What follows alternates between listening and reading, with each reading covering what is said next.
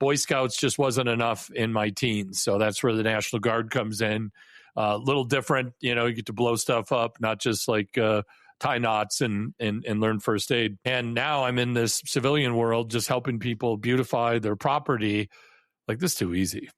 I can't believe you could make, 4 or 5 times the money with 100 times less danger and stress. Like a unicorn is rare. So like unicorns don't like to be penned up with jackasses. And I see it all the time.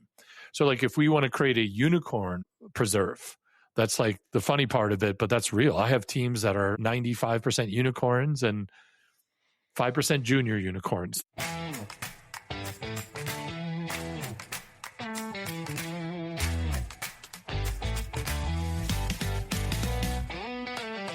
Hey there, and welcome to From the Ground Up Show, the show where we encourage and inspire the next generation of free-thinking leaders by telling the stories of those that have been there, done that, and are still getting it done, building a life that they love with their hearts, their hands, and their hustle. I am your host, Erick Loden. If you guys get anything at all out of the show, help me out. Like, follow, share, subscribe on your favorite podcast platform, on YouTube, and on social media. Pause the show for just a moment, send it to a friend that might benefit. And if you have just a minute, hop on, leave a comment, leave a 5-star review on whatever platform you're listening on. That really promotes the show, helps us move up in the algorithm, and gets the content out there to more leaders and business thinkers to make their businesses better, their lives better for their employees, their families, and their customers. So today, this should be a fun one. I am joined by the business sergeant, Chris Hallberg. Chris is a former National Guard and correction officer turned business specialist. He scaled and sold a successful remodeling company during the Great Recession and now offers his expertise to others as a business consultant. He is also the author of the Business Sergeant's Field Guide. Chris, thank you for joining us. This should be fun. I'm excited to have you. It's great to be here. Thanks for having me on, Eric. Well, we like to start every show going clear back to the beginning. We like to learn a little bit about you and where you came from and what kind of life experience produces a person like you. So do you mind starting out telling us just a little bit about your childhood? Well, I think my mom and dad met in college. That's really early, and then we don't need to describe the rest of how that all worked out. Okay, great. So, so I was born in December of 1972. So that makes me 53 years old. The gray is starting the salt is overcoming the pepper in a lot of places here in my life. But all joking aside, I grew up in the Twin Cities, Minneapolis, St. Paul, where it's 40 degrees below zero. I had to walk to school both ways. It was uphill one way, not the other. But basically, I was not a great student. Back then, I spent the majority of my school in the hallway because my teachers all said, hey, no, you're way too disruptive. Like, no one's going to pay you to talk all day. You learn how to be quiet and be a better worker. So like, eventually I proved them wrong because essentially I run this thing, most days, all day. And I think school is for workers, right? Entrepreneurs, influencers, interrupters, the A kids are the managers managing the B students who all work for a C student, and the billionaire probably a D student. So like you see everything they tell you, it's not necessarily true. And learning disabled, neurodivergent, hyper ADD, got bored easily, but I loved activities. So I was like the president of my DECA thing in school and Thespian Society, student council, like basically a politician, like before that was a thing. So like wasn't a great athlete, but had a gift for the gab, loved bringing people together, leading teams, volunteer for anything. So Boy Scouts just wasn't enough in my teens. So that's where the National Guard comes in. A little different, you get to blow stuff up, not just like tie knots and learn first aid. So, I did a 9-year career in a bunch of different uniforms, full-time, 20 years old, super maximum security, prison, 5 stories underground, never been an escape even to this day. Super, super interesting place to be 20 as a corrections officer, By 23, made sergeant in the Department of Corrections at a medium security facility. So 23 years old, in charge of 100 inmates and 6 officers. Now my current age, essentially. So very young leader, and volunteered for everything. Made rank fast everywhere I went because I have 2 speeds, on and off, Eric. My wife jokes she likes to hit me with a dart at about 9:30, 10:30 p.m. And like, wherever it hits me, that's where you'll find me in the morning. All the way on, all the way off. Not a lot of gears in the middle, which can be a blessing. And it's also a curse, I assure you. So like, basically the typical be quiet, no one wants to listen to you experience. And now, I'm fortunate to come onto your show and, be able to, preach against that and say, hey, we all have unique skills. And what I do now and spend my time doing now as a husband of 28 years, a father to 2 great sons, 21 and 18. They're both musicians. So there's a lot of fun rock music in the house, and we love that. But, as an entrepreneur for the last, I don't know, what would you say, probably pushing 20 years as an entrepreneur, help other people scale businesses after getting out all those uniforms. I just love people. Not all people, the right people. There's a lot of people that, I don't see the utility here. But what's neat about business and human relationships and being great is became the business sergeant once I understood personal branding. And when you hire the business sergeant, you're not hiring a Sunday school teacher to romance your issues or tiptoe around your tulip field.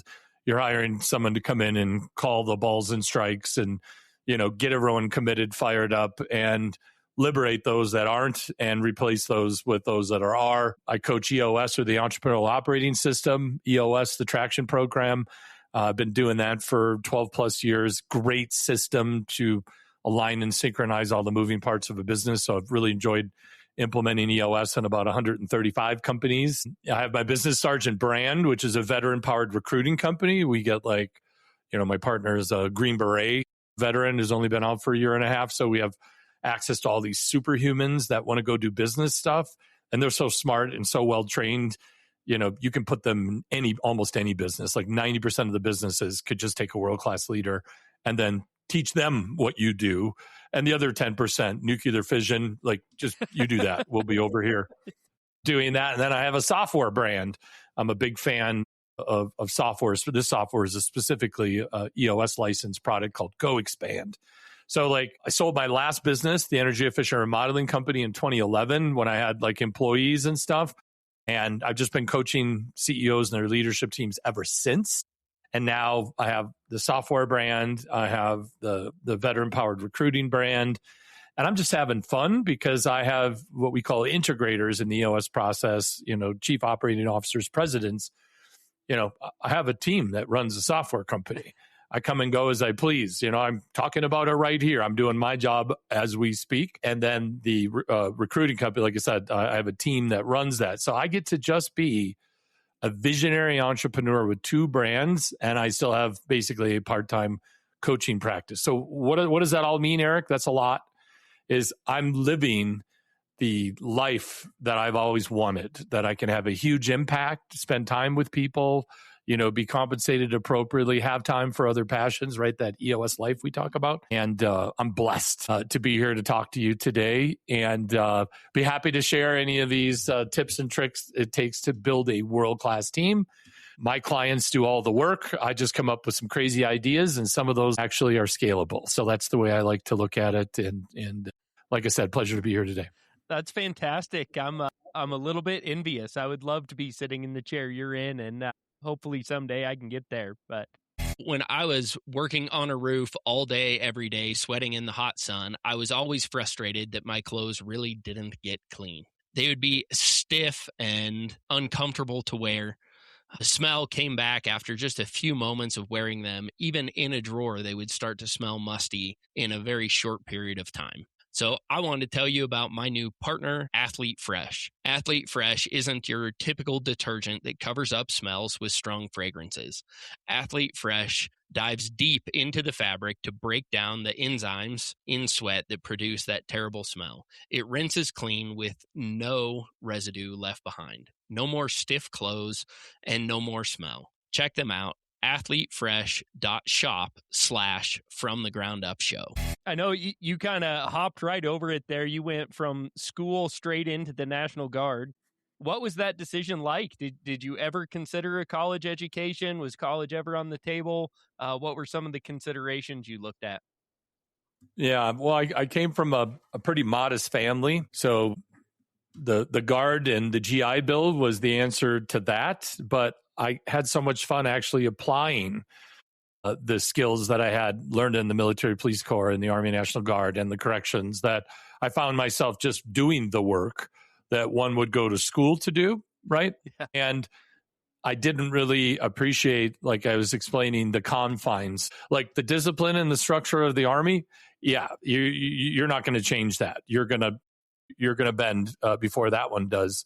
But like, that high school or what I perceived college to be like I just said, including kindergarten, right? I had 13 years of programming, and that was enough for me. So I was at least going to do a gap year or 3. And then ultimately it just got back to I just was full-time working and thought, do I really want to go get this piece of paper? And it's probably important for a little bit later in life, not knowing about AI and Google and not having to memorize random shit and the utility of that, right? And getting an underwater BB stacking degree, right? Liberal arts, something like that. They don't have a lot of use in today's society. Right. And now they told everybody, go out and learn how to code software. You'll always be valuable. And now we're going through the AI interruption. So like, I think the thing here is all the people that know what you should do really don't know what's coming. No. And I kind of lean into that, and everyone's an entrepreneur. Like if they want to be, what's the old saying? Everyone wants to be a gangster until it's time to do gangster shit. Yeah. So I think it's the same thing with entrepreneurialism. Like maybe 10% of the population is wired for this kind of stress and operation tempo and super high highs and super low lows. Most people kind of want to have some stability and some regularity in their life. But for those that are like never fit in, go against the grain, like I have an Android. My whole family has iPhones. Like I'm that guy. Like whatever else is doing, I almost always want to do the opposite thing because that's just kind of how I like to be different, or somewhat unique, I guess. But being unique doesn't make you useful. It just lets you kind of do things your own way. So you dove into my next question there a little bit. I can guess what your opinion's going to be, but you have 2 now adult sons. As they were reaching the end of high school, what is your opinion of a formal education now? How did you advise your sons as they reach that point in their life? Well, we actually homeschooled both of them. There were a couple of years where they went to school, formative years. I thought that was important. But once we got into Corona here in Colorado, the government kind of lost their way with like telling you kind of how to live your life a little more than I'd liked. And then the schools were 10 times worse. You know what I mean? You see the meme of the kids in band with the surgical mask with the hole cut so they could play their instrument. Like if you understand anything about infectious diseases or common sense, you have like 4 brain cells or more. You are safe or you are unsafe. There is not like a gray middle ground where you're like almost safe, kind of safe, somewhat safe. So like understanding that and seeing that the rules, I'm just like, nope, we're going to do this. So think about, them starting businesses. My oldest son won a worldwide guitar competition in 2018, Young Guitarist of the Year, for the world, the big contest that he won in London. And he's, got an album and a new single out. So he's like a practicing, artist so we created a record company and we produced an album and, for a senior project. Hunter Hallberg, shameless plug if you like instrumental guitar music. The boy is a phenom. So we did kind of a practical thing where, hey, I have some business work. I need you guys to help me with some client work. So instead of going to a traditional school, we still had to follow the county or the state, whoever that was, stuff. But it's pretty easy. All that stuff is an open book test when you have the internet. So they obviously got that experience, and so. To answer your question, I had such a poor experience with formal education where like, hey, could we just, do it at home? And the answer is yeah, but there's a horticulture class, meaning the pine cones and the pine needles we have a couple of acres here. So their schooling involved a bunch of running the household, learning about life, helping me with business and being good humans. So we did things a little differently at our house. And I have two super smart, well-adjusted, handsome young guys who I'm very proud to call my sons. But they're not good at waiting in lines. They don't like to, be in environments where we know we're not speaking the truth. So, I've got some mini-me's, and that's the neat thing about having kids. But they're also quite different, and I'm in awe of their abilities, and they help me many times to be a better person. And you learn a lot from the innocence of children. And as they come up and, you know what I mean? You look back and you're like, yeah, I didn't do a good job with that. I did a really good job with that. Or I won't even take credit for this. I don't know sure how this happened, but it did. So we're going to take a W on that. So I think there's lesser and lesser utility to that. Now, at the same time, going to school or certainly going to college is like, even after drinking too much and staying up too late for 4 years, you still have to go to class. You still have to pass. Your GPA can't be trash if you're really trying to be competitive in the workspace. So what I think it is, it's kind of like it's an unpaid internship. Can you show up not disheveled at 8 or 9 a.m. for 4 years in a row without being arrested more than a couple of times? So that's my joke.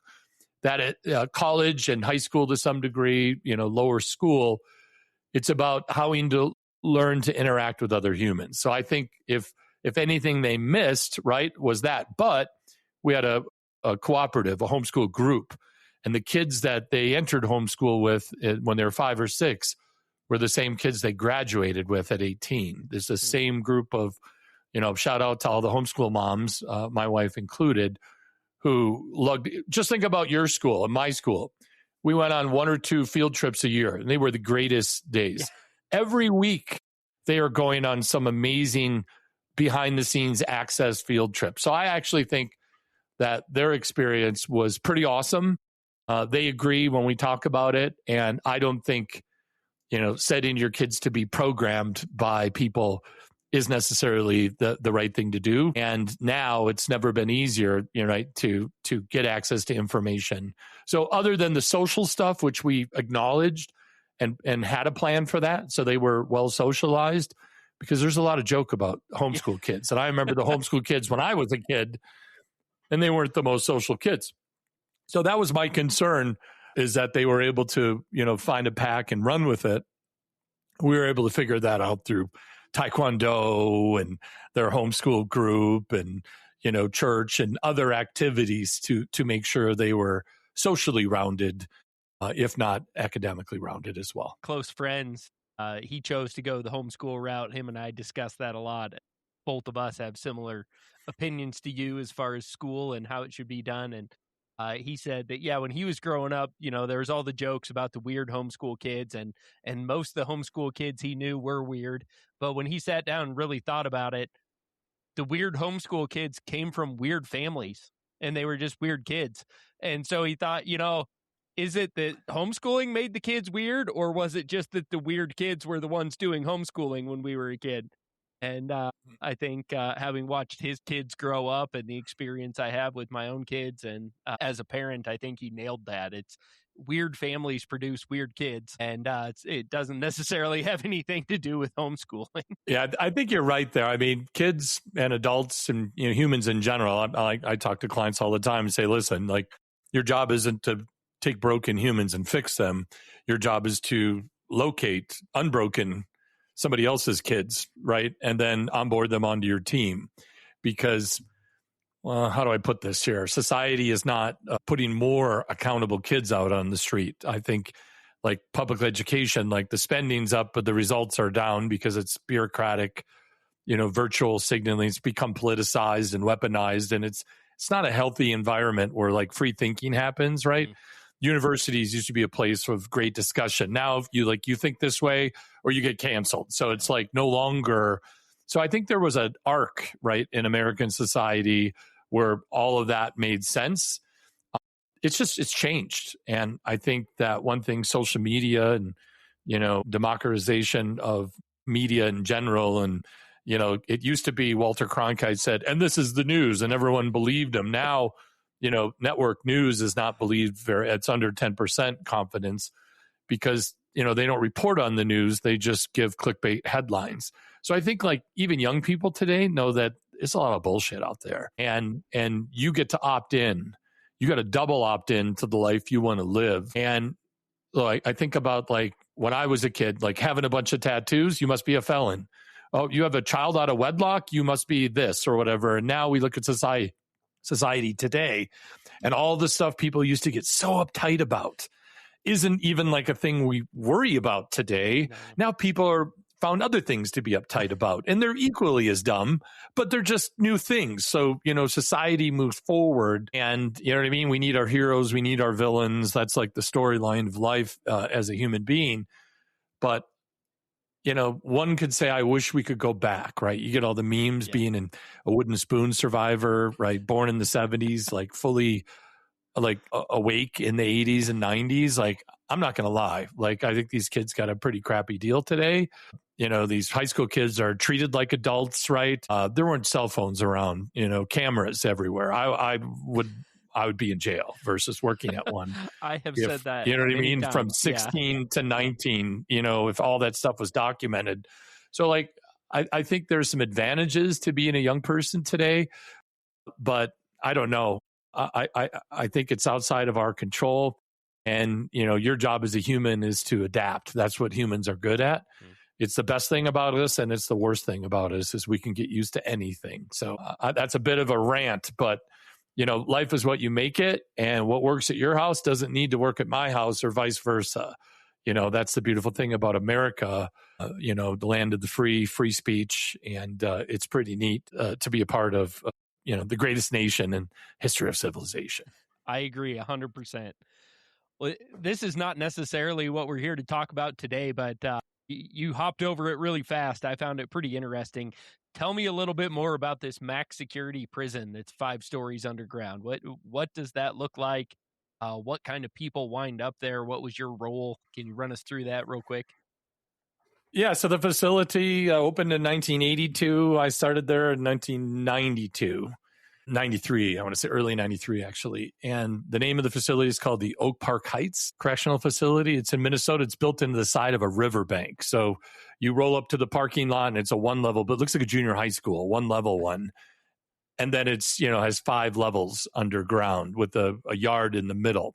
Never been an escape. The only way to get out of there is probably, by a couple of gunship helicopters, like no one's climbing out of there. High security, layers and layers of technology, and a place where at that Supermax tag, you have to do something really, really bad at another prison to be there. Okay. Or you need to be on the news famous for your crimes to spend your first couple of years there to high control situation. So it was the worst of the worst. Quite a few federal inmates that were escape risks at other facilities because they had money or gang influences. So lots of famous inmates, people they made movies about.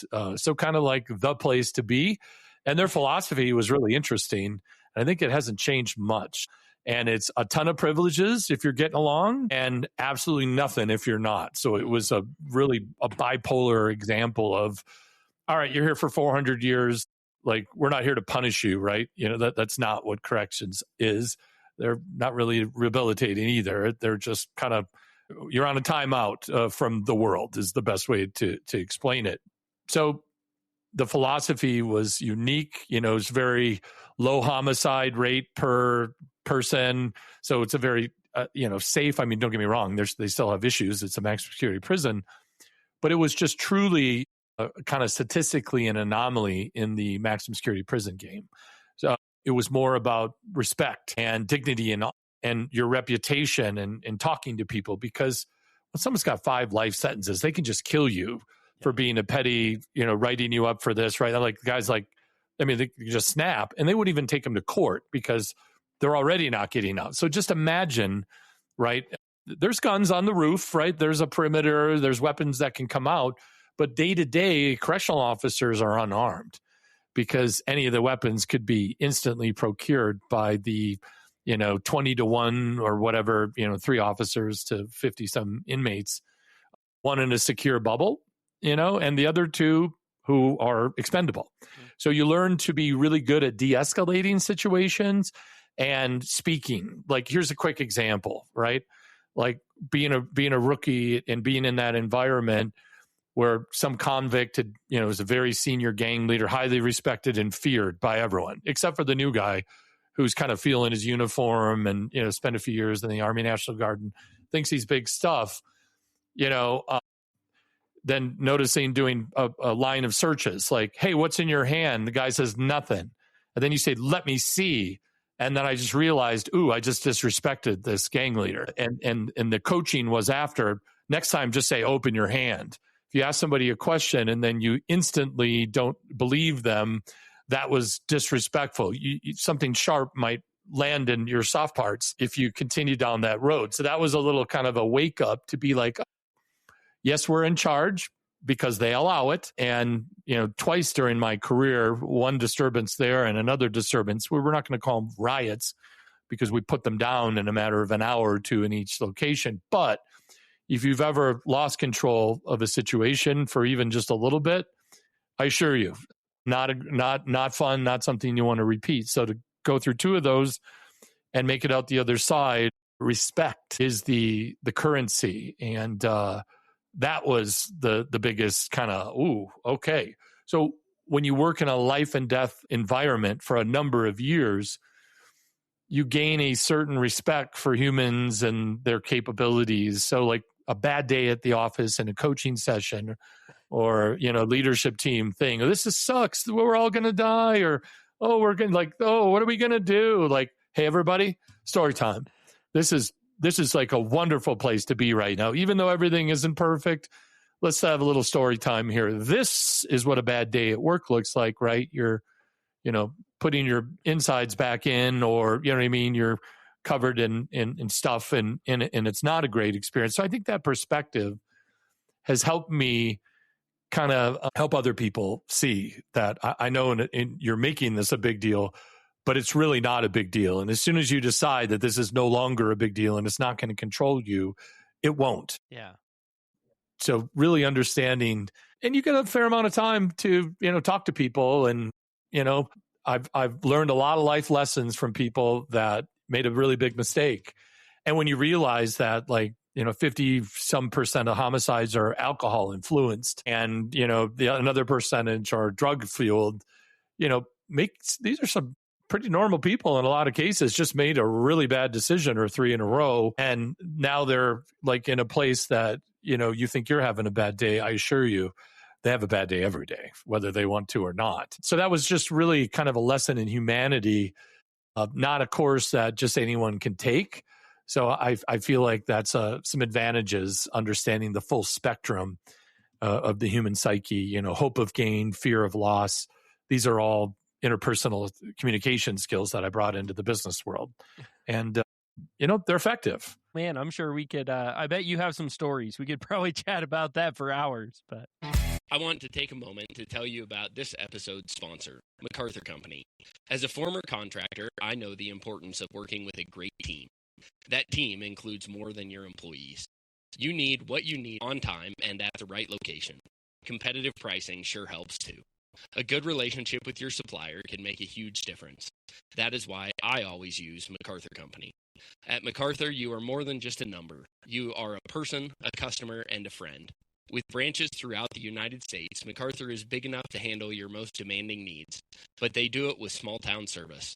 MacArthur isn't another big box store run by a board answering to stockholders. They are employee-owned, making them one of the last independent suppliers, serving all of your commercial, industrial, and residential building envelope needs. Whether you're doing roofing, insulation, HVAC, or siding, MacArthur has you covered with great service and a personal touch. If great service and good pricing don't win you over, make sure you check out their customer incentive program, where every purchase earns points towards a free vacation. I am already packing for my next MacArthur incentive trip. Call or check online to find your nearest MacArthur warehouse so you too can enjoy superior service and start earning points towards your next vacation. Get what you need, when and where you need it. All the service without the hassle. MacArthurCode.com. I want to move into your next big transition as you move from correctional officer into entrepreneur and business owner. What was the impetus for that transition, and what did that look like? Well, I left the Department of Corrections and then worked for a couple of sheriff's office, ending as a deputy sheriff, which is ultimately what I wanted to do, is get out of the correctional environment, work a road environment.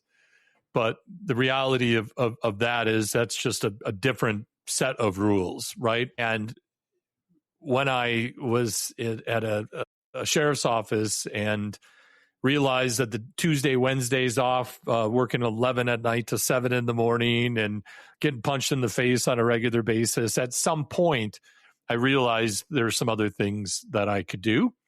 So I started selling part-time in sales, doing construction sales, and, made about 4 or 5 months worth of income in my first month of deputy pay as a salesperson, and thought, ooh, this looks fun. So, got out of all my different uniforms in 1999 and got into sales, became a sales manager, became a sales executive, and then started, a series of businesses. Some I sold, some I crashed, some I abandoned, typical ADD business owner. But when I realized that all those interpersonal communication skills, no one's trying to stab me right now. I'm just asking for someone's business. And when you're in hostage negotiations situations or life and death, like confrontations, and you can excel in that environment. And now I'm in this civilian world, just helping people beautify their property. Like, this is too easy. I can't believe you could make, 4 or 5 times the money with 100 times less danger and stress. So it was one of those things. I didn't want to do 20 years and a gold watch, because the average correction person retires at 55 and dies at 58. It is not a profession for long, healthy retirements. It is a hard job, lots of caffeine, lots of nicotine, lots of alcohol, lots of divorce, lots of sadness, and saw the writing on the wall, saw this opportunity, crushed it, and said, okay, we're going to close uniform Chris, and we're going to start civilian Chris. And that was a very exciting time to transition, but I didn't want to lose it. I loved it. So that's that personal branding. I'm going to be the business sergeant, and that'll give me license to give some hoorahs and some colorful language and some very direct communication, some, really inspirational, let's go be awesome. Oh, that's not awesome. What are you going to do about that? Okay, you need to go, and use that military team building mindset to help civilians. And 93% of civilians never served. Only 7% of Americans are considered veterans. So it was kind of neat to bring like some of that style to folks that never experienced that. And it was fun for them, and it was fun for me. And now, 25, 26, 27 years later, almost 30 years, people still like the whole shtick. And that's all I know. It's just being genuine. And I think, leaning into who you are and being 100% your authentic self has been one of the most liberating, great life experiences. And I highly recommend it to everyone. Even if you think you can't do it, somebody's going to love what you do. I assure you. It's a big world. That's some good advice. So was there some fear that came with that change of leaving the regimented officer military lifestyle to first go into sales, and then leaving a sales job, working for someone else, to actually starting it yourself and being the person with the most in and putting your entire livelihood in your own hands? Yeah, that's a little scary, but paying in taxes my first year, what my salary was, made it a little bit easier. So just having instant gratification, that it wasn't scary at all. It's like, this is liberating. This is freeing. Here are the rules. Don't break the law, be a good human, and have fun. A very short set of just basic civilian worker rules. So to me, I miss being part of the team. Like most people don't miss the pay, the hours, the weather conditions, the sleeping conditions in the military. Most people miss those relationships. Yeah. So I've done an okay job, keeping in contact with a lot of people I served with. And that feels great because I can't remember all the crazy stories, but they remind me from time to time. And I really appreciate that. But no, it wasn't scary. Now the discipline, the roll call, the uniform inspection, the learning all these acronyms. Here's the process for this disaster. Here's how we do this dangerous thing. Yeah, it's just, you just learn new things. So you take that capacity and you just vector at other people. So it wasn't scary for me, but going from a, safe government salary, great benefits, job security up the wazoo, to I've been 100% commission since 1999. I haven't really had a salary or any stable things in my life. It's been go out and create a future for almost 30 years. And I wouldn't trade that for anything because, obviously the ROI can be really good or it could be really bad, but I'll take betting on yourself, because if you don't like your boss, you can just have a conversation in the mirror with that boss and you can get things fixed. If you've got a shitty boss and they're 10 years from retirement, well, this is going to hurt. And I like to joke, like TV shows like The Office, like that stuff's hilarious. Unless you're kind of in the cast and you have a Dwight Schrute and a Michael Scott in your field office, and it's less amusing when that's your real life. So like, stay away from those TPS reports. They can get you. Good stuff. Well, when you were building your remodeling and construction company, what was the most difficult step building a business when maybe you didn't have the experience that you have now today? Finding the right people, right? Back to what I was saying, your job isn't to take broken humans and then repair them in the workforce. Your job is to identify people that have the correct attributes, that have a good work ethic, can communicate, can express their feelings, really want to be with like-minded people who care and go above and beyond. And when you can curate a team like that, there's very little management. It's more curation, like assembling the Avengers, not managing the Avengers. I think Captain America might actually be in charge of the Avengers, but you wouldn't really know. Like they're all superheroes that don't require a lot of management. So I'd rather assemble a small team of Avengers than a large team of corporate lemmings, right? And I think being privately held, being entrepreneurial, is where you can create your own reality. And I don't want to knock, working at a big corporation, because there's certainly some good ones, but most of them are just like the sitcom. And when you've got 2 kids in college and that stuff's expensive, and you just heard the dumbest idea on the planet and they ask for feedback, you have to capture that and push it down inside, because they don't really want to hear that it's a dumb idea. That's a rhetorical question. When someone says, "Hey, am I crazy?" And the answer should be like, "Yeah, all the time. Look at the last 14 things that failed," right? So I think like really creating your own world happens by you having enough control over it, even if control is a construct. And we could get all esoterical and spiritual about what do you really control. It's a much smaller list than what people attempt, myself included, right? You can control your attitude, how you respond to things, your views, like the little things you get to vote on, the little things that you have say in. It's a very small list. The things that you try to influence or control, it's a much larger list. And it really doesn't work that way. Once in a while, you get lucky with some happenstance, and then you think you did that. So that empowers you to keep down that. So the older I get, now 53, I realize that control is largely a construct. And what you can do is plant a flag and say, this is who we are. This is what we do. This is why we exist. This is who we help, and we love doing it. Are there any of you else out there who feel the same way about this? And then a few hands raise up, and then, you can come in. Other people are like, yeah, it's cool. I can take it or leave it. Ooh, there we are. So when you spend a third of your life with people, that would leave for another $1 an hour, that's a very mercenary, very, subjective experience versus, the best teams are slow to hire and quick to fire. Most teams are very quick to hire and very slow to fire. So not everybody feels the same way I do, and that's okay. You can create your own adventure on this rock, and I'm all about that, personal freedoms and personal choice.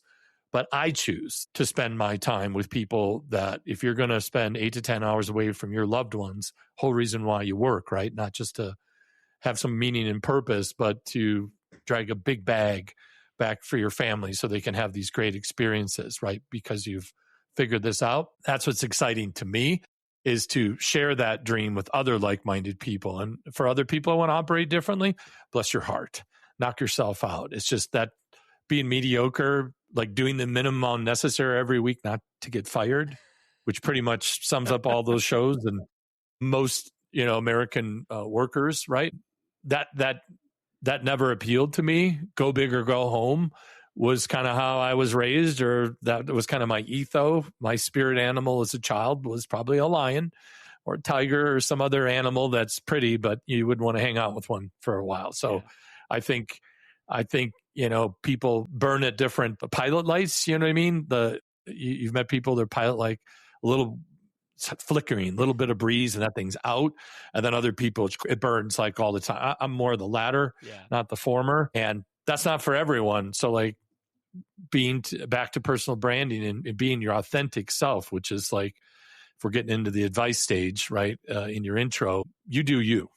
I'll do me. And if that's compatible and you're liking that, I'm liking that, let's keep that going.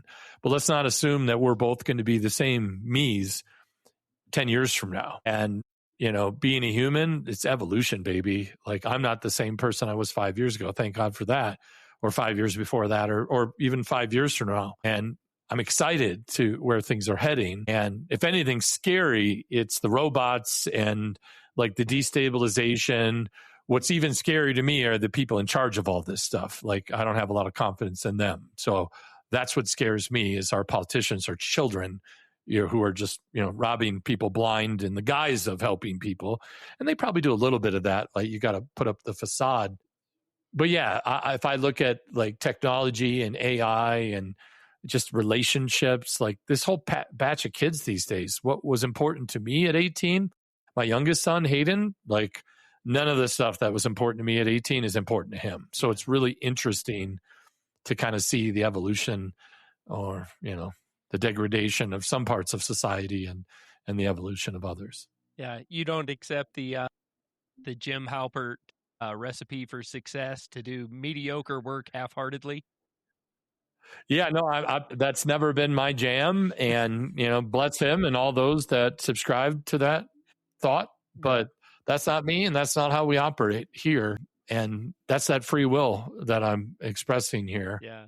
And I'm not knocking anyone who thinks that's awesome. That's just not me. That's not how I vibrate. That's not my frequency that I'm operating on. Yeah. That reminds me of a quote from another military guy, Charlie Beckwith, said, I would rather go upriver with 7 studs than 100 knuckleheads, except I think he used a little more colorful language. So, yeah, and obviously Colonel Beckwith, started Delta Force and, was a Green Beret and a legend in the special operations community. So like, I'm with the Colonel there. A small team of butt kickers can run circles around a massive team of, mediocre C-type players.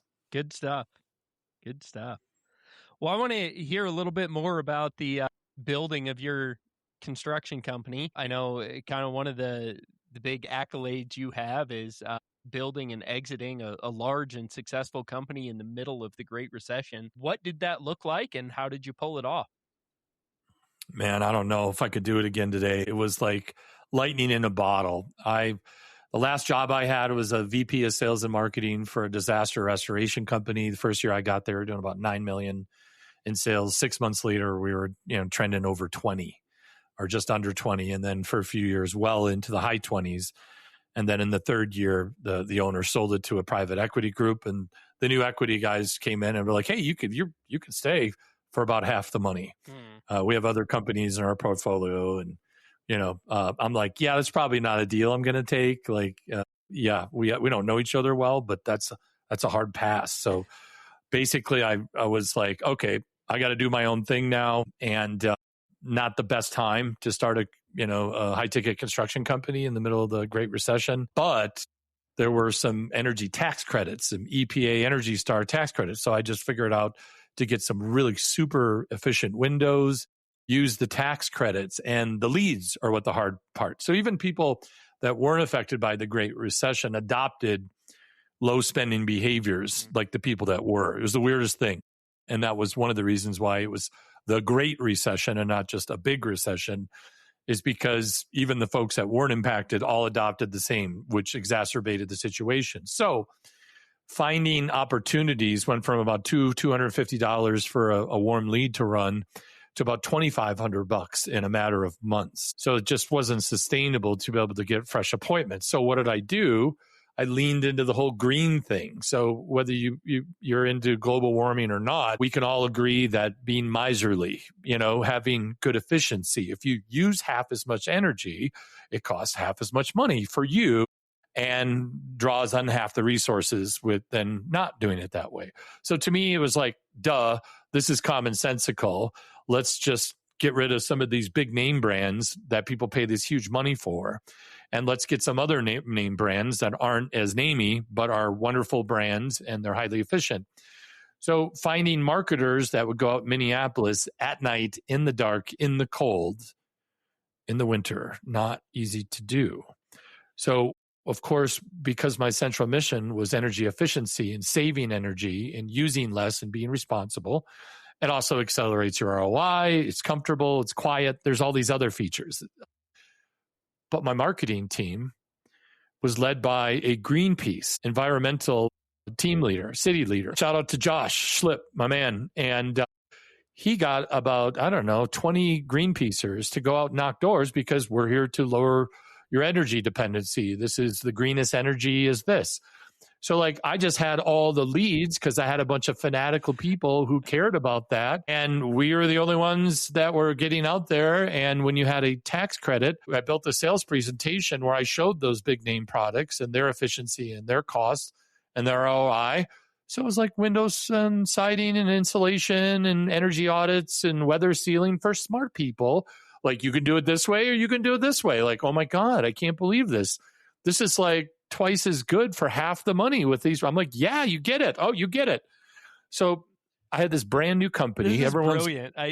You don't strike me as a Greenpeace supporter or person yourself, but to partner with them in an aligned vision like that, yeah, that's just brilliant. I have no other words. That's amazing. I love it. Well, it was counterintuitive, right? Everyone else, they had these programs, but everyone was broke. It was the recession. I can't spend money. Well, this tax credit's going to expire. So it's an opportunity. So yeah, if you want to pay an extra $1,500 in taxes, knock yourself out, but you don't have to. And we can show you this accelerated ROI and we can get to it in 6 to 8 weeks, done. And so we had success where others didn't. As a brand new company, within 3 or 4 months, we're in the leaderboard for a number of those different vertical products. Yeah, you had the most fanatical salesman ever. They're not just working for a job; they're working for a mission. Yeah, no, and the other thing that I did, which was very different, is most people treated their canvassers, and when the carnival's over, let's go find these people, or let's go to the jail and see who needs to get bailed out. It could be kind of a rough space, I'll just say politely, okay? And these aren't folks watching your house when you're on vacation, okay? Let's just throw it out there. The average door knocker, door-to-door salesperson, and I'm generalizing, and I apologize. There's 10% of those folks that have all their teeth and don't have 14 felonies. But at the time, the demographic was pretty rough. So canvas crews, by and large, were a bit of a crapshoot because they were coming in drunk, high, or calling in, I'm in jail. I'll be there on Tuesday, my lawyer thinks. And so to find a highly educated, fanatical about the environment group to go out and do a very hard job and do it gladly, yeah, that's different. But everyone in the industry prior to this recession would pay these folks minimum wage and 0.5% or 1% of the contract total. So think, $200 on, $20,000 or something small, but, adds up. When the leads got hard, I just took the sales commission and lowered it and said, look, listen, if you want to go out and knock doors and get your own leads, I'm going to give you a little bit more for that. These company leads are in really short supply. So paying you guys full freight to sell the most valuable, hey guys, go to the fancy restaurant, lobster says market price. Okay, so the market price for a lead has changed, right? Since we're not fishing for lobster like we used to. So I think it was, so it was 8%, it became equal. It was 8% of the contract to be the door knocker. So if we sold a $20,000 project, that's like a $1,600 check.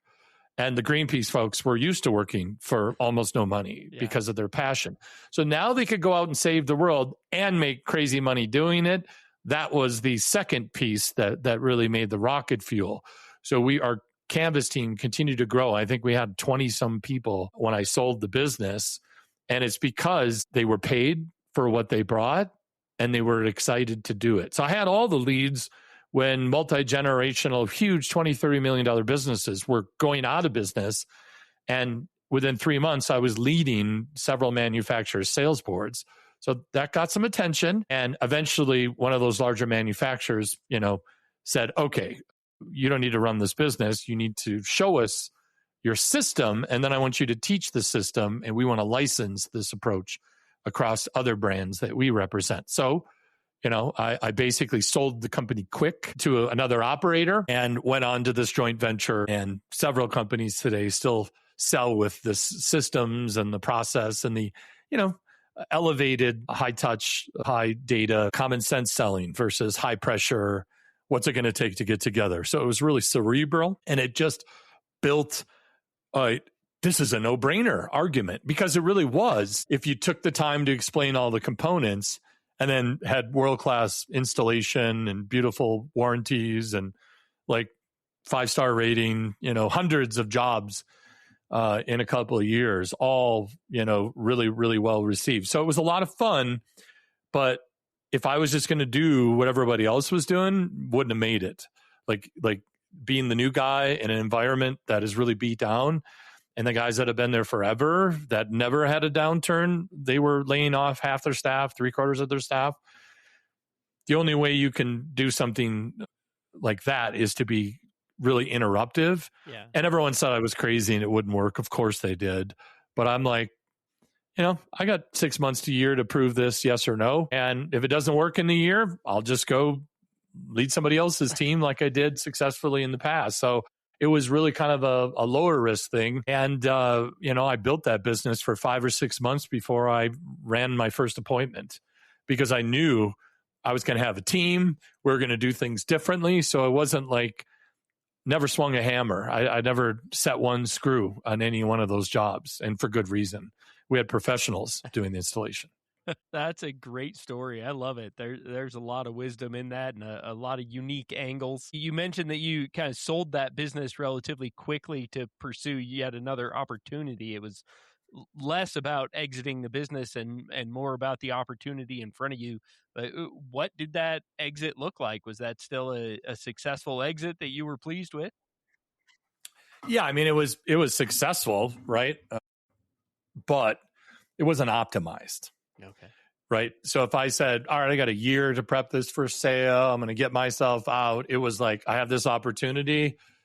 Well, I can't do both of these. And the truth is, I really didn't enjoy operating the business. I'm more of a visionary. I like to start businesses, right? I don't necessarily like to get in the day to day. And when your crew has roofed the wrong house, right, and the owner of the right house shows up at their lunch break and calls you and say, you're doing my neighbor Bob's house, eating those $10,000, $15,000 mistakes was like, I really don't enjoy this. That's why we have a photo right after that incident of every house with clear address and, written what color it is and what the address is, and then a photo showing those same elements. That's something I learned in the military. I have experienced that exact same mistake. Yeah, I mean, think about the homeowner who's getting a free roof and didn't say anything. They were home, didn't stop it. They knew like, hey, will at least give me half for this? Nope, that's not how it works. Like, yeah, you're right. This is our mistake. So hopefully you like the color. Yeah, I didn't stop them. I thought the color was great. So, yep, that's where if you know anything about contracting, right, and if you have the same experience, it sounds like you do, Eric. If you look at the back of a contractor's contract, all that 4-point font, like the more text on the back of there just shows how long they've been in business. Because, you know what I mean? There's a reason why there's small print on the back of construction contracts, because some contractor bled a bunch of time and money and didn't want to do that a second or a third time. Yep. Oh, man. What mistake have you made that cost you the most money? Oh, goodness. Like being in a bad partnership. Like it's an arranged marriage sometimes, and not a good one, even though it's, it's optional. Things look this way, like equal partnerships. There's no such thing. Just the way humans are, nothing's equal. Someone's going to outwork the other one. Someone's going to add more value. Like without having that discussion up front, and right, equity should be more about initial capital risk. There's some sweat equity for sure. I get that, but don't confuse the ownership with the leadership. Having equity in a company also, they're an owner. They don't have to do it like that. Like a family business where if your last name is this, here's a small set of rules. If your name is that, all the other names except for that one, it's a very long list of rules. And so I would say, like, not being selective enough with partners, or realizing, like, if I did a partnership where I was a perfect third, and the two partners had done business together for 10 plus years. So when you enter an existing partnership as the minority, the 66.66 carries the 33.3 every time. So it really wasn't an equal partnership, even those three people with equal partnerships. I automatically was outvoted on anything I wanted to do. And that was a very short-lived experience, because I realized, like, my next business partnership, I'm going to have 51%. I'm okay with someone else being a high equity partner, but I need to have the final say to be able to sleep at night. And there's nothing worse than, getting your ship close to the rocks. And you ever been in the passenger side? My wife will kill me, but I'll mention this. Like, there's not a brake pedal on the passenger side, but when my wife's dropping me off somewhere or something like that, like, I wish I had like a student driver thing. She's like, you are the worst passenger. Your job is to work the radio, deliver the snacks, and like, if a bus is going to hit us, please say danger right or something. But anytime we go anywhere, she's like, okay, here are the keys. You're driving. Because I'm not somebody who's a good passenger. I'd rather, have the wheel. And being in a business partnership feels like heading towards a wall and feeling like the break point is here, but not feeling the brakes for another 100 feet. Yeah. And that's not an experience that I really care to spend a lot more time in. But you can't be the major every time in the business world. So if you have a great partnership agreement, or, you know what I mean, you have partners that you have a past with, you can mitigate all of these concerns. But at the end of the day, people are in different seasons of life, and there's only so many F's to give. And once you've ran out of F's to give, you operate differently when you give an F about everything, when everything's important. A little later in life, you realize it's not. So I would say some early partnerships that sounded great on paper were like, we're going to crush this, getting in an echo chamber with a bunch of industry experts, like, how can this lose? And failing to test that to the actual end users who are like, this is a dumb idea. Yeah. Right. So second idea, right, is getting stuck in your bubble, your echo chamber. First one is being in that echo chamber with the wrong people. So if I could add 2 to 1, that would be the one for me that didn't feel great at all. Okay. Is there an opinion that you once held strongly that you have changed as a result of your experiences? Yeah, thinking back to what I started, changing people, right? What's the quote? I don't know who said this. My apologies. You can't change the people around you, but you can change the people around you. That's good. That's a great, you know what I mean? Yeah, I have not heard that one before, but I'm going to repeat it. Yeah, I stole it. It's not original by far, but like, you can't change the people around you, but you can change the people around you. Like I know that sometimes it takes a couple of times to hit, but it's brilliant, that quote, because like that's what I've learned. It's that curation of a team, not necessarily building, the bad news Bears into the, World Series champions, because that's a movie arc. That's not really realistic. The World Series teams, right, are built and curated, and there are 5 or 6 years of building a team to go to the Super Bowl or the Stanley Cup or, the NBA Finals or any of these other sports teams. Not every year you're fighting for the trophy. You're building to be in a position to run for it with a handful of teams who also did the correct things. And businesses are kind of the same way, right? You're in a building your business, you're leaning out your business for sale. You know what I mean? Like reuse staples, everybody. We're going to try to sell this thing versus we're rich.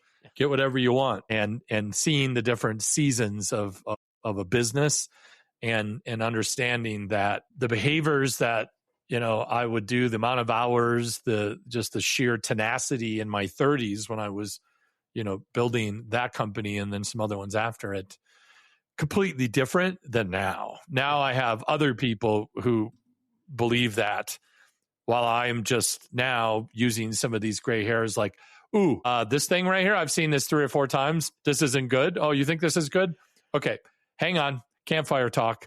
I've seen this however many times, and it ends this way every time, because everyone says what just came out of your mouth. Every time they say that. And what they're missing is X, Y, and Z. And they figure that out here when it's too late to do this, when X and Y converge and it's too late, kind of a thing. So based on all of these conditions being the exact same, this is how the team figure it out. So let's just adopt that posture right now, even if it sounds extra conservative, not cool, some extra work, some extra time. This is the vegetables. This is good for you. Eat this and be quiet. And getting to be kind of the sage, grizzly, gristled, well-worn by losing a bunch of money on dumb things. When you see those dumb things now, you're like, I know what that is. And everybody's like, what do you mean? And then you give them story time. And they're like, wow, that is so awesome. I'm so glad we didn't do that. Hey, if he wasn't here today, we would have just did that. Yeah, we would have. I'd feel like it's okay. Maybe you should just do that to really get the lesson. But if you're okay with the Cliff Notes version, that's what I see. And helping people like that, using my past experience for their present and future things, that feels good. That's like, that was an expensive mistake. I'm not cheap to work with, but the ROI on some of my time is way better than, a 7-figure haircut by not, seeing that the ice is a little thinner and not driving your truck on it. Yeah, that's great. I don't have quite as much gray hair as you. It's starting to get there, but I'm starting to turn that corner and make that transition in my career. And it's a lot of fun to sit in that advisor seat and feel like your experience can give more value rather than being the practitioner. Just the experience, the wisdom, the knowledge can provide significant value. That's a fun place to be. So, yeah, to be a trusted advisor is an honor. Just came from a lunch right before the interview, and my past client who just exited his company for $33 million after it being almost dead on life support when I started with him, said some very nice things. I won't repeat them here, but he, basically it was like the praise was overly high, right? You want to be humble, like, no, definitely not the smartest guy in this room. But after the meeting, like, comes to me and he's like, listen, there's no doubt about it in my mind that you are the smartest guy in this room. This room is filled with business people that have done way more in business than I've done. But they weren't in the foxhole with this guy when things were bleak. They didn't do this turnaround. You know what I mean? That years in a foxhole with someone gives you a different perspective. So it was humbling, it was honoring, and I walked out of there on cloud 9. But I also thought, well, I could see from his perspective, considering how bleak it was, and now he's like on cloud 9. And this whole meeting was getting investors, and now he's got money to invest. And now he's like, all right, we're going to do it again, and we're going to do it with the Avengers. This guy does this gal does this. Chris is going to keep us out of trouble. We're going to implement the operating system, and he's going to be on the board. Like this guy already has worked with, 135 businesses. A lot of them in the space we're about ready to embark in. So like, I like our odds with Chris on the board. Let's make Chris an equity partner and let's meet with him. He's going to help you get your team set up. We'll get the structure going. And, you're going to see some Chris, and I'm going to feel much more comfortable deploying almost all of my capital because he's involved. So like that wouldn't have happened 15, 20 years ago. Yeah. You know what I mean? Like I didn't have those experiences. So it's weird because at 53, I still think I'm 33, like in every department. And I'm starting to learn, and that's part of it, right? Just be in your own little world, and no one can tell you that. But it's been a journey, and to be one of the oldest people in the room at today's lunch, and to be, this is the old guy, this is the ringer, this is the guy who's seen it. It's like, wait a minute, I'm not the 33-year-old Chris here. Like in my mind, that's me. So like seeing my reflection in the mirror as I walked out, like, yep, I guess I am getting to be the old guy here. And that's a trip. But you're as old as you feel, right? Age is a number, Eric, 100%. Yeah, my background is in roofing, so I can relate to that. The age I feel like is very different than the age I am, which is very different than the wear and tear on my body. Yeah, well, if you spend any time on the roof deck, then yeah, that is a young person's sport all day long. Like pilots, right? What's the old saying? You're going to see some old pilots and you're going to see some bold pilots, but you'll never see an old, bold pilot. I love it. That's one of my favorite quotes. I use that all the time. Yeah. And then like a roofer, like it's hard to see a roofer with gray hair because they either lawn dart in and that's the end of them, or the stress and the roofing people, the humans of roofing. Like just for anybody who doesn't know, every industry has a redheaded stepchild, right? That's the one in the construction business, and the roofing industry is full of great stories. And when I was the VP of sales and marketing, that last job at that disaster restoration, roofing insurance, roofing is what that company did. They were like pioneers of it back in the 90s. Now I don't think anyone buys a roof without, some sort of a hail damage claim or something. That whole industry changed, and that's why people's premiums are crazy. But anyone who had some success or had been around on that had been sued, had been divorced, had been imprisoned. Like that is a rough industry to have long time success in. It is hand grenades everywhere. So I shout out to any roofers listening. You guys are on hard mode every day. Like even an easy day is complex. It's a tough place to be. Just like the Navy SEALs. The only easy day was yesterday. Yeah. So you've had quite a number of experiences, and your career trajectory has been quite unique. If you could go back to the beginning and do it all over again, is there anything that you would change? Yeah, I might have went to college, because back then it actually mattered. You know what I mean? Or maybe I would have went full-time for 3 or 4 years in the Army instead of just doing part-time for my 9-year National Guard enlistment. So, those are things I think about, now that my business partner is a Green Beret, Silver Star, Purple Heart, Bronze Star of Valor, like a legit war hero, Michael Crisella. His stories in the Army are way better than my stories in the Army, And so I do think maybe I could have, worked out for a year to be in shape to try out for special forces or something like that. So maybe some earlier regret, right? And that's the whole point. But then I think, well, if I'd done that, I might not be where I'm at today. And where I'm at today feels kind of good too. So I would say, as the tattoo says, misspelled, no regrets. You know what I mean? RAGRETS, regrets. I don't really have too many, because they're useless. I can't take a regret and deposit it. Worrying about the past too much is where depression comes from.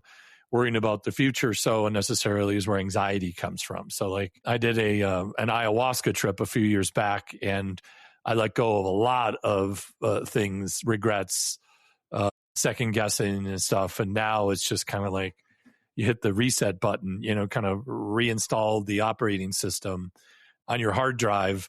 I definitely see things much more differently now. I'm still half crazy for sure, but I sweat things a lot less than I used to sweat the little minute things. And life is a lot better when you're, again, not like worried or controlling or like this could happen. All this Navy SEALs, right back to the SEALs, they're saying is don't borrow pain from the future.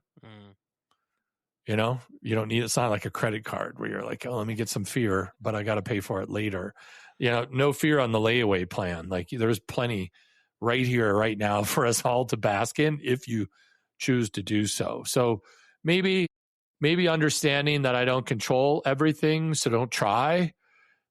And then when it actually works out because you're a control freak, kind of empowers you to do more. So I've said this before, like the early part, not even your best years, your most productive years, society itself, Eric, doesn't always reward the best version of you.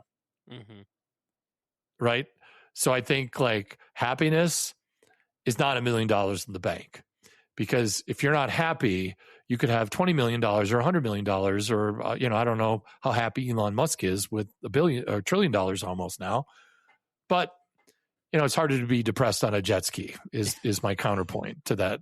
Right. So like there are money, right, is a vehicle. It provides opportunity, but it thinks if I just achieve this, then I'll be happy. That's a big fallacy. I'm sure you have you had that discussion more than once being a podcast host. So yeah, I think if I would have mellowed out a little bit, maybe I wouldn't got there, or maybe I would have got twice as far because I wasn't holding on with a white knuckled grip. And I can only imagine, the people that worked with me and for me back then. If anyone's listening, I apologize. I've healed. I've learned, right? But at the same time, sometimes I meet those people and they're like, man, you were wild back there, but I learned so much. A lot of it was like what not to do, like, which is as a leader, like I learned more from probably bad leaders than I did good leaders, but this was really good. And this has helped me. And thank you for that. But yeah, I never wanted to do all that stuff you did because I thought it was crazy at the time, and even more so now. And now with the benefit of hindsight being 2020, I would agree with them. So yeah, not trying to control everything, squeezing everything till it bleeds its last drop, being okay.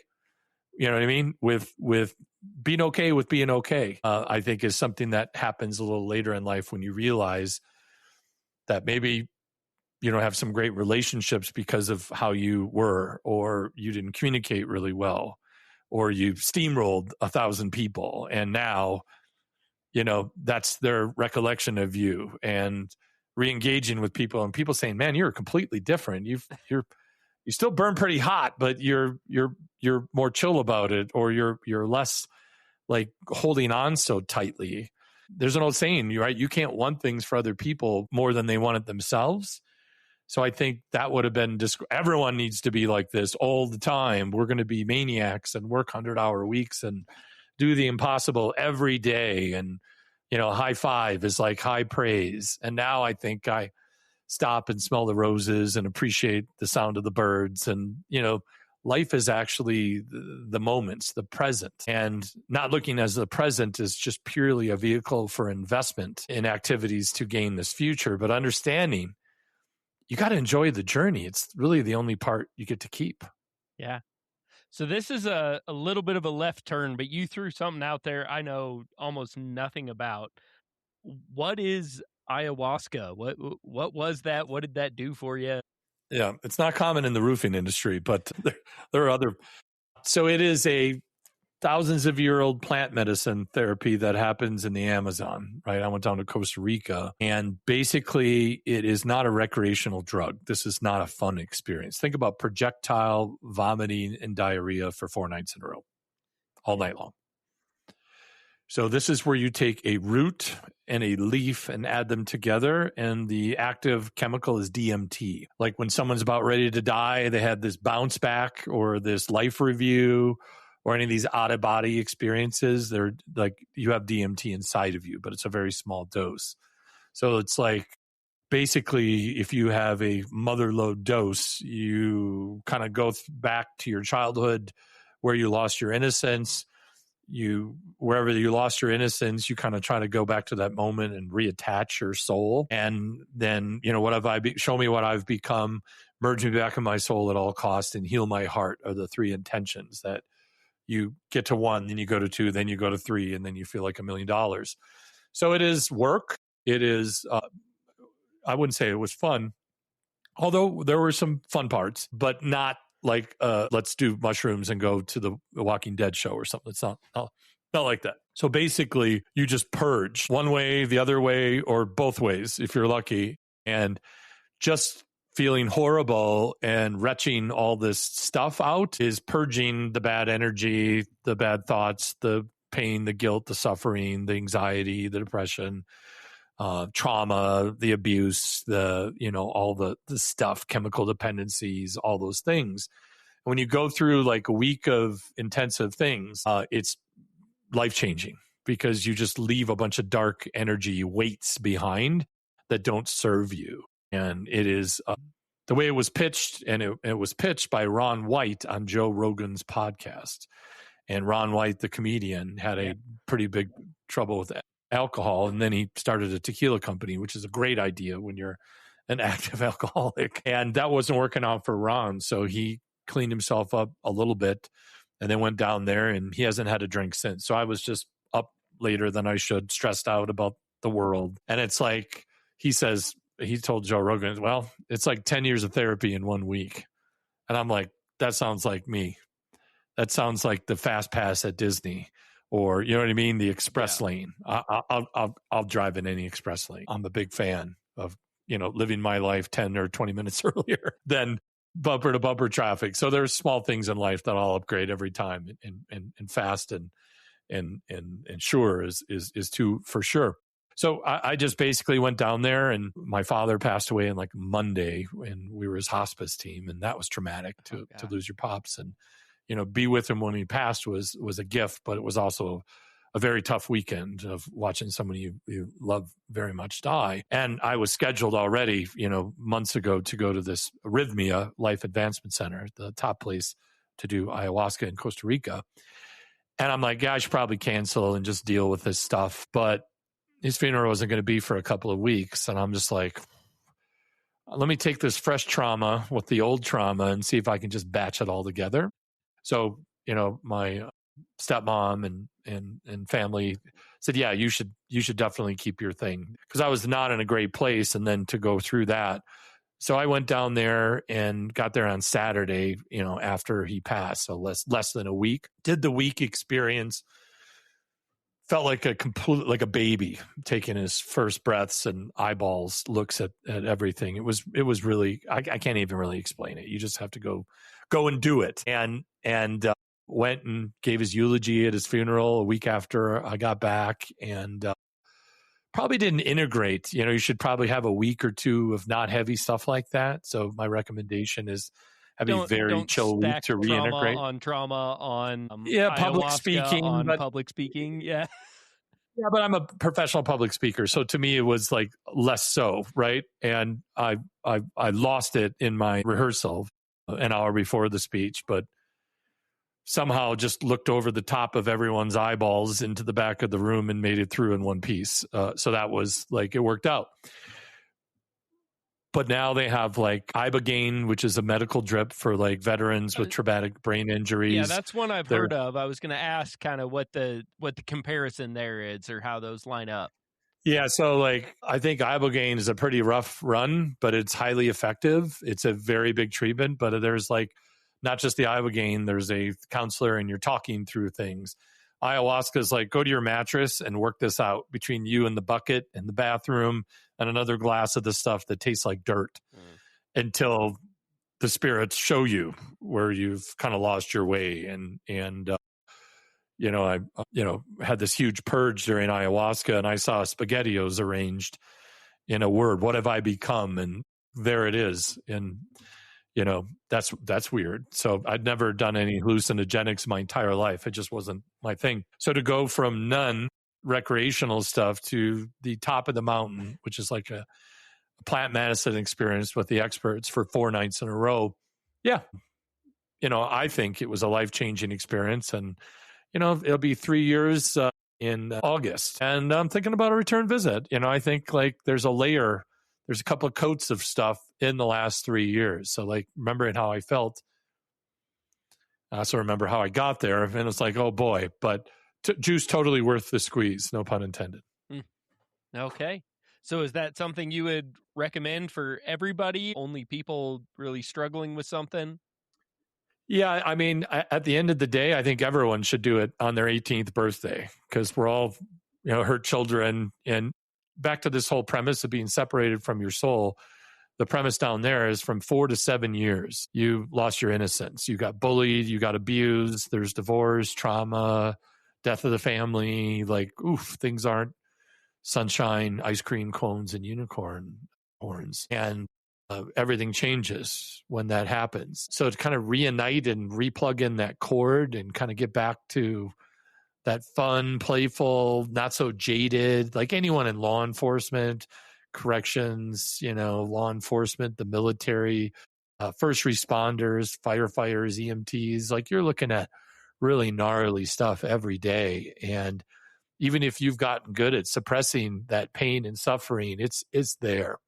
So I think anyone who's had any of those things, the vocation, personal trauma, and trauma is not like a sport, like, yeah, that's about a 3 on the 10 scale. Like it could be your 3, right? Could be my 10, or my 10 could be your 2 or 3. So all this stuff is relative again, but I think without it, I wasn't doing good. That's putting it mildly. Like drinking a lot, being really sad for no reason, being very dark. Like it's not a healthy, happy place to be. And when your friends and family are noticing that, hey, you're extra salty today. Like what happened? Who peed in your cornflakes this morning?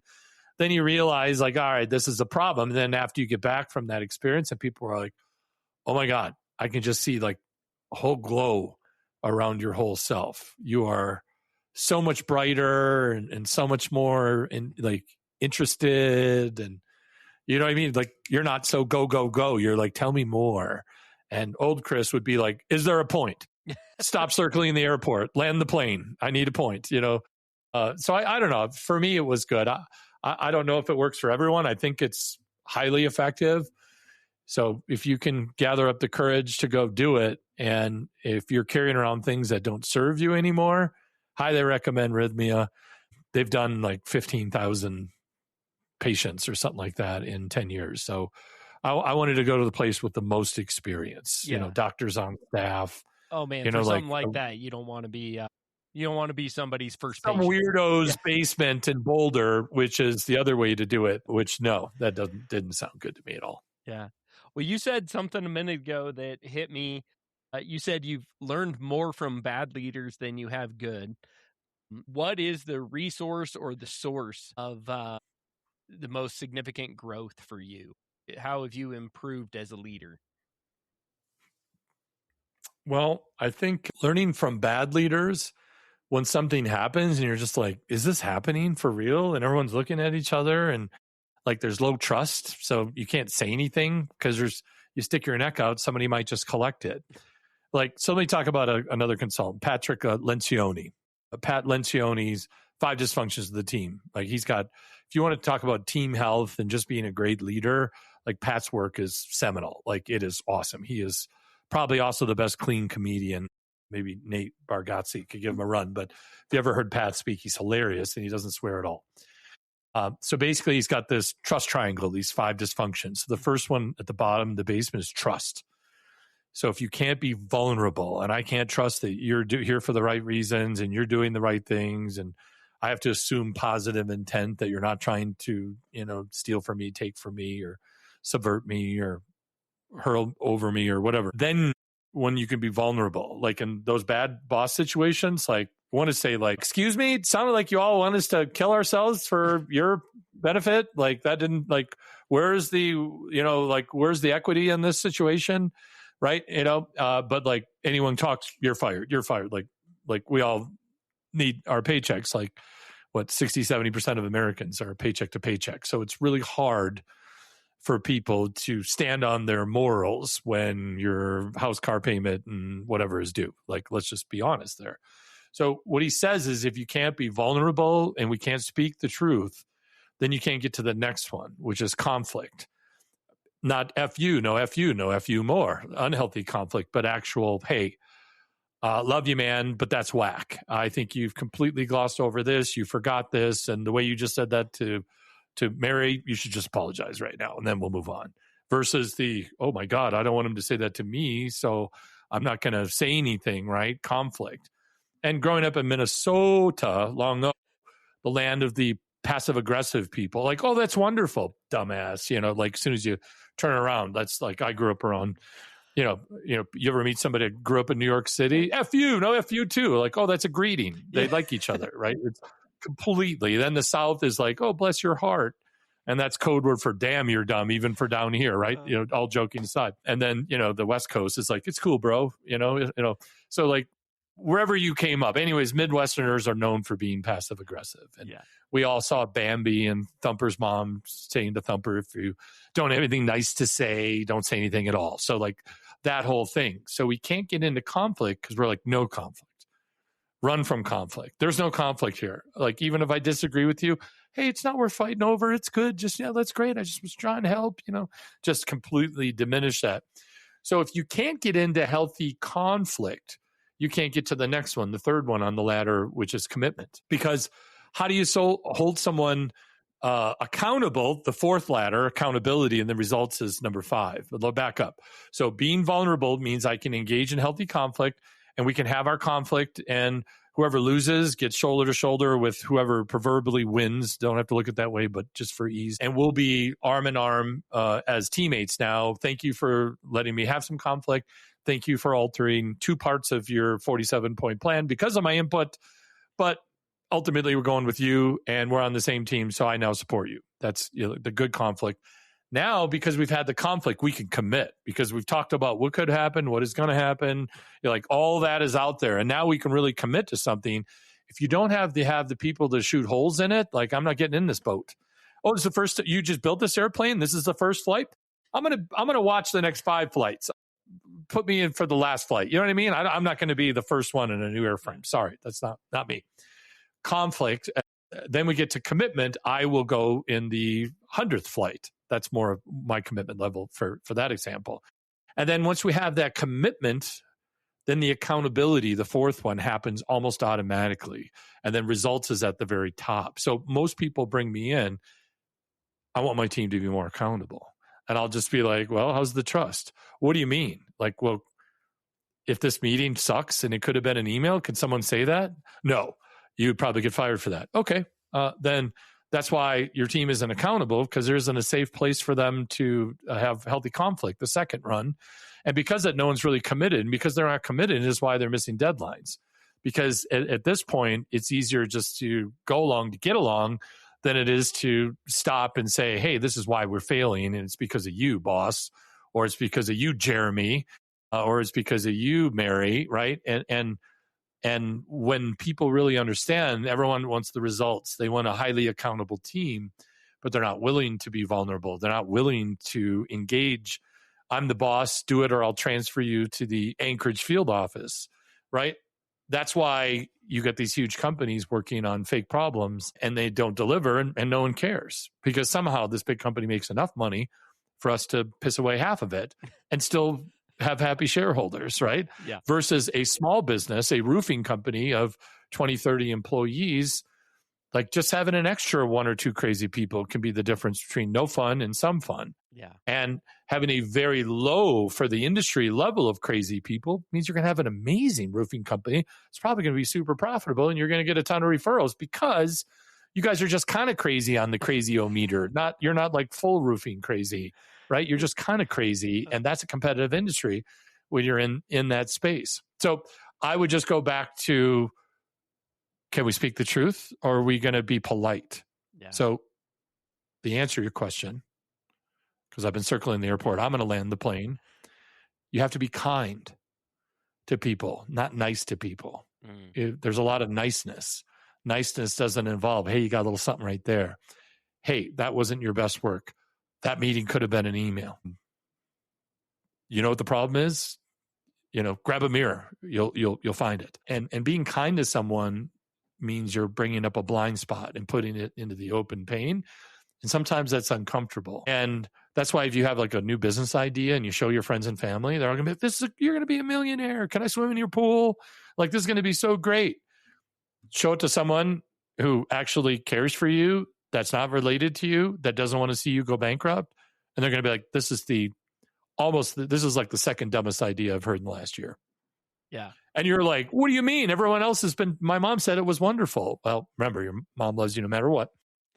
Never vet your business ideas through mom or dad unless they're world-class entrepreneurs, because your friends and your family are going to be nice. They're probably not going to be kind. And the one relative who's actually kind, you're like, yeah, Uncle Jerry's a dickhead. Well, actually, Uncle Jerry was the only one at the entire party who saw what actually happened a year from now, and had you not just dismissed his thing as, oh, he's an idiot, he doesn't know what he's talking about, you could have maybe not lost $500,000, or, you know what I mean? Some sort of a scar, a souvenir, a t-shirt one gets after learning a lesson like that. Yeah. I know you brought it up a lot there, and I know this is something you really talk about and work on in your coaching and helping other businesses, is accountability. What do most companies misunderstand about accountability? Yeah, that it's not situational. You either are or you are not. Also, if you haven't really defined what the standard is and you've trained to it and you've enabled and empowered it, it's not going to happen. So, holding employees accountable for your failure as a leader is a very common thing. So like the right person in the right seat. Now we'll talk about Jim Collins here in Good to Great, like sold 5 million copies.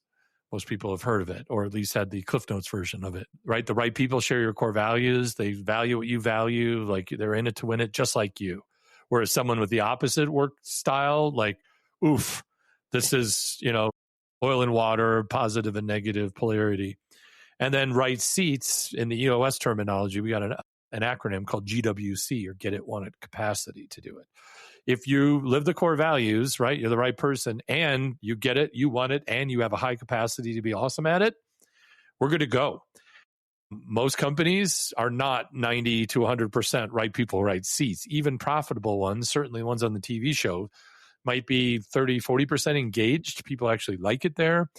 They're culturally a match because the company's done a really explicit job to say, this is what's one of our teammates look like. If you're not that, we want you to go and find your people. Most people are overly inclusive. So your unicorns will bite through the fence and eat Skittles elsewhere, chase other rainbows, because you put a jackass right next to them, right? And a donkey, a burro, jackass, I mean, they'll eat bolts, saddles, like the wagon itself, like anything you put in there, they're going to eat it. Whereas unicorns, right? Also four-legged hoofed animals, but they eat Skittles, they chase the rainbow.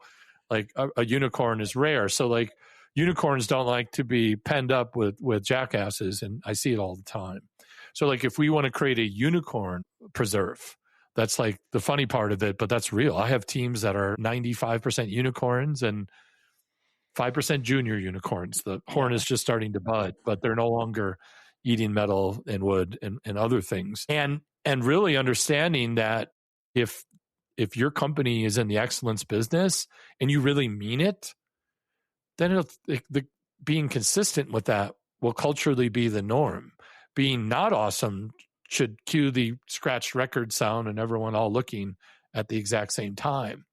But when you have pockets of awesome and pockets of jackasses, and the jackasses are the loud ones, and like, you know what I'm saying? It's confusing if there isn't like a standard. Well, hey, for Jeff, that's about as good as you're going to get. In Jeff's world, that's a 10. In Marcy's world, that's a 4. Well, no, a 4 should be the same across the company. A 10 is the same across the company. There shouldn't be a sliding scale or a bell curve. There is the standard. And then you have 7 billion people on the planet to pick from to fill in the 15 to 1,500, 15,000, depending on the scale of your business. So the companies that curate a team of, I'll say 80% right people, right seats, you can have a top performing business.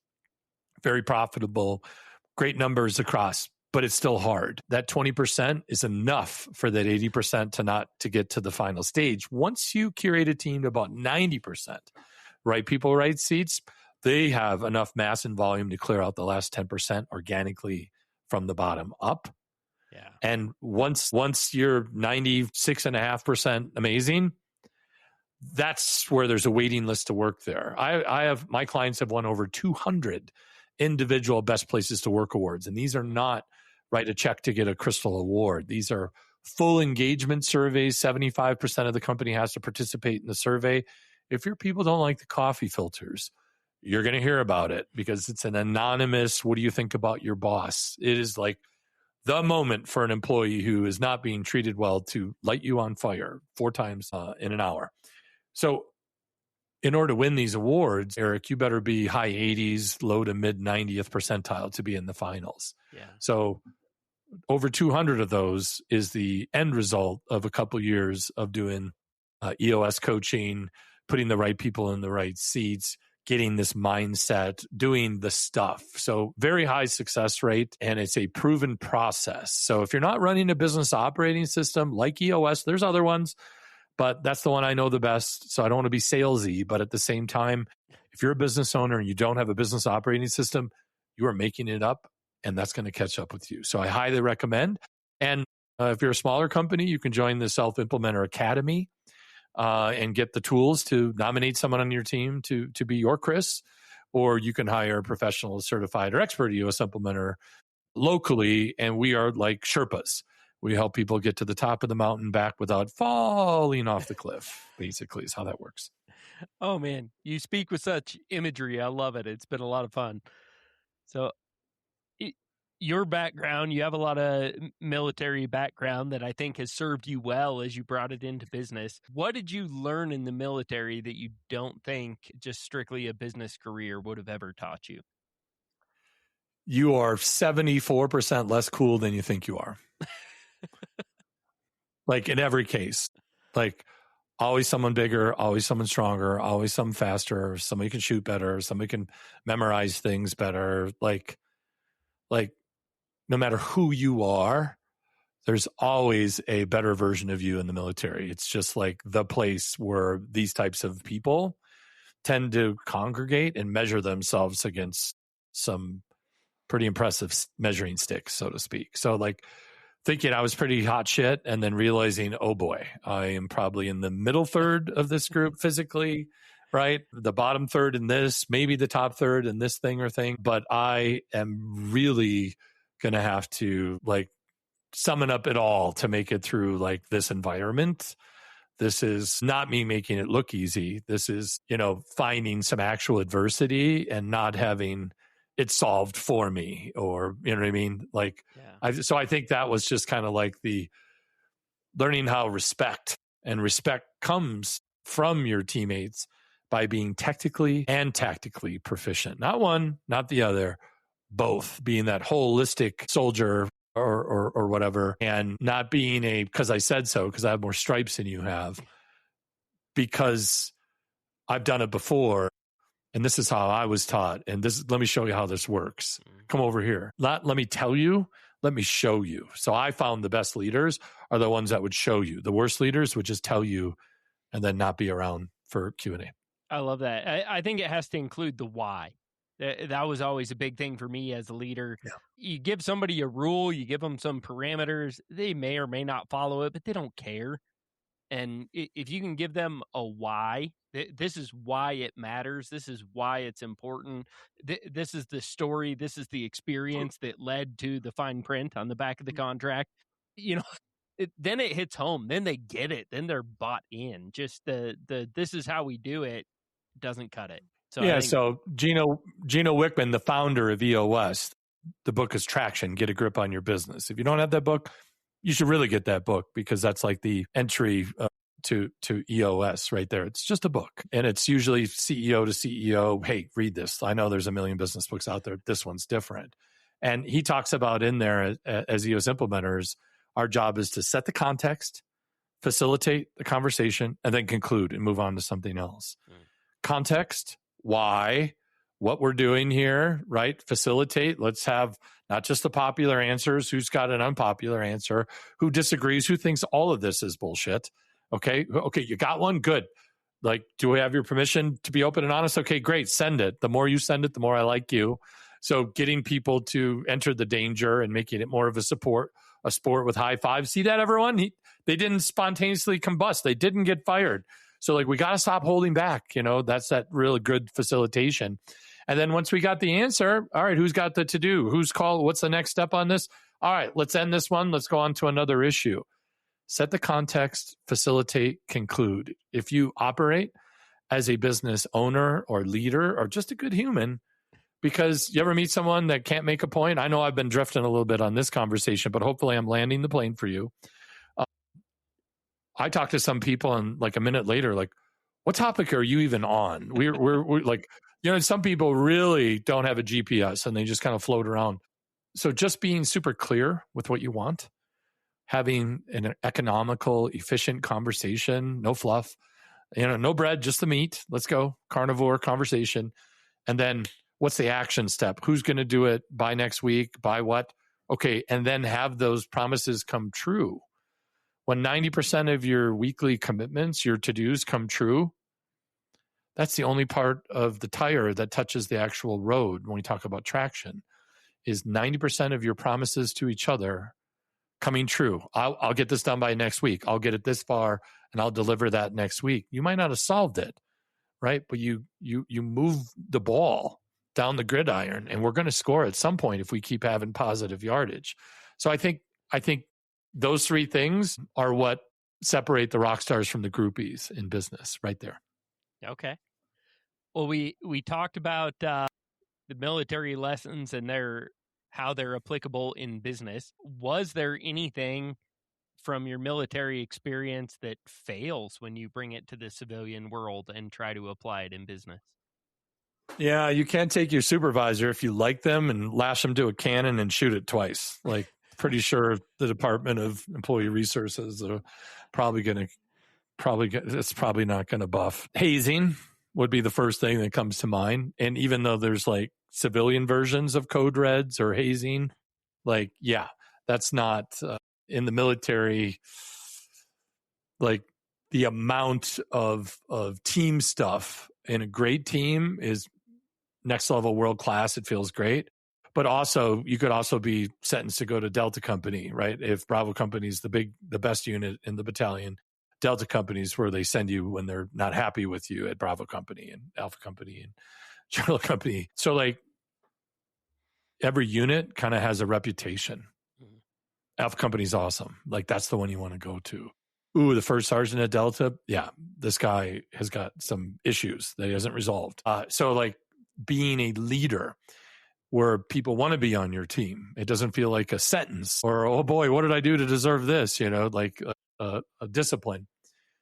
That's a big deal. The reputation of your company, your culture, like if your Glassdoor says you're horrible human beings at 80%, like, you're probably not good. If your Glassdoor says you're 80% amazing, like, that's about as high as praise you'll get from humans today. It's about 80, right? Like political polls, the top is 80, the bottom is 40. Like that's a poll. Yeah. Like there's no such thing as, you know what I mean? Like it's not 100 and it's not 0. That's just not how humans operate. So I would say that is something that might take a while to figure out, but if you can figure that out early, you'll have a huge competitive advantage over people still operating under the old auspice. Yeah. I know a big part of your program, what you help with, what you teach, is scaling businesses. Are there any businesses that cannot or maybe should not scale that are better off remaining kind of the small office business, or is everything capable of scaling? Well, I think that's an individual decision for the founder and what works well for them, right? A lifestyle business, I mean, making $1 million a year with no employees, doing what you love, that sounds good. Or managing a $10 million business with 50 employees and it's one calamity after the other, to make that same $1 million EBITDA and then, get taxed on that and all the other thing. Like I ask people all the time, you want a $20 million business that makes 10%, or you want a $10 million business that makes 20%? Like, which one sounds better to you? I already know which one I want. Half the brain damage for the same amount of money. Yeah. Like, let's go. What line is that? Where do I sign up? Yeah. So some businesses are obviously, easier to scale. Some are better to say yourself, but that's a founder thing. And I know private equity gets a bad rap for ruining everything, like veterinarians. Like it's $5,000 to take your dog to the vet. 5 years ago, it was $500. Yeah. So there's a great example where, we're going to inject $30 million into this in order to pay for all these people and advertising and systems and technology. The end user is going to pay. So not everything is being scaled well, if that makes sense, Eric. And I think some things should probably, be better, closely held lifestyle. But once the founder's like, I'm getting too old to do this. I've done this for 20 years. I don't enjoy it anymore. I have this reputation. I have this brand. Some other people could really do great things with this. And, I want to scale my business and then sell it. Then ultimately, you can't sell a job. Yeah. I guess that's the short answer. You can sell a company. And the multiples you'll get are the less the business is dependent on the founder, the more valuable the business is. Yeah. If you slide down the brass pole with your cape on and you put out all the fires 3 times a day, like that business isn't worth much without your hose and turnout gear. Or you might just be an arsonist too, because some people, start fires. The founder is the most disruptive person in the company. And I know that's funny, but, a little less so to the people being subjected to that, who are literally trying to help the founder from not murder themselves every day and keep the wheels on the bus or keep it between the ditches, whatever you want to say. So that's a founder thing, but I don't know off the top of my head any businesses that shouldn't or should be scaled. I'll say that's an individual decision. Okay. All right.